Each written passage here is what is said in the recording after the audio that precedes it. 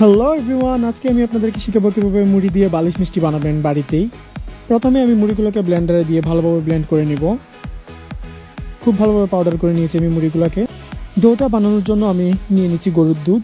গরুর দুধটা ফুটে উঠলে আমি এর মধ্যে দিয়ে দিচ্ছি মুড়ির গুঁড়োগুলো। খুব ভালোভাবে নাড়াচাড়া করে আমি একটা ডো বানিয়ে নিচ্ছি। এখানে ডোটা যাতে খুব বেশি ঘন নয় সেদিকে খেয়াল রাখতে হবে। রুটির ডোর মতো বানিয়ে নিয়েছি। তারপর শিরার জন্য আমি নিয়ে নিয়েছি 1.5 কাপ চিনি, দিয়ে দিচ্ছি 1.5 কাপ পানি, সমান সমান চিনি আর পানি দিয়েছি। তারপর ফ্লেভারের জন্য আমি দিয়ে দিচ্ছি 2-3টা এলাচ। একবার বলক আসার সাথে সাথে আমি এটাকে বন্ধ করে সাইডে রেখে দিব। তারপর আমি মিষ্টিগুলো বানানোর জন্য এখানে দিয়ে দিচ্ছি একটা ডিম। তারপর এটাকে ভালোভাবে মিক্স করে নিচ্ছি। তারপর দিয়ে দিচ্ছি রান্নার সাদা তেল, আপনারা চাইলে এখানে ঘিও দিতে পারেন ফ্লেভারের জন্য। তারপর আমি ভালোভাবে মিক্স করে নেওয়ার পর হাতে নিয়ে অল্প অল্প করে মিষ্টিগুলোর আকারে বালিশের আকারে বানিয়ে নিচ্ছি। একইভাবে আমি পরপর সবগুলো বালিশ মিষ্টি বানিয়ে নিচ্ছি।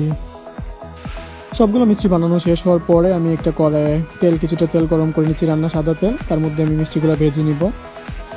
লাল করে ভাজবো আমি মিষ্টিগুলোকে, এপিট ওপিট খুব সুন্দর করে ভাজতে হবে। এখানে মিষ্টিটা ভালোভাবে সিদ্ধ হয়ে যাবে। তারপর সরাসরি তেল থেকে তুলেই সরাসরি আমি শিরার মধ্যে দিয়ে দিচ্ছি। শিরার মধ্যে দিয়ে দেওয়ার পর এটাকে আর 5 মিনিটের মতো জাল করে আমি ঢাকা দিয়ে রেখে দিতে হবে 1 ঘন্টার মতো। 1 ঘন্টার পর শিরাটা খুব ভালোভাবে মিষ্টির সঙ্গে মিশে গিয়েছে। এটা খুবই নরম সফট দোকানের মতো হয়েছে। আপনারা সবাই বাড়িতে ট্রাই করবেন। ভিডিওটা শেয়ার করবেন বেশি বেশি। Thank you.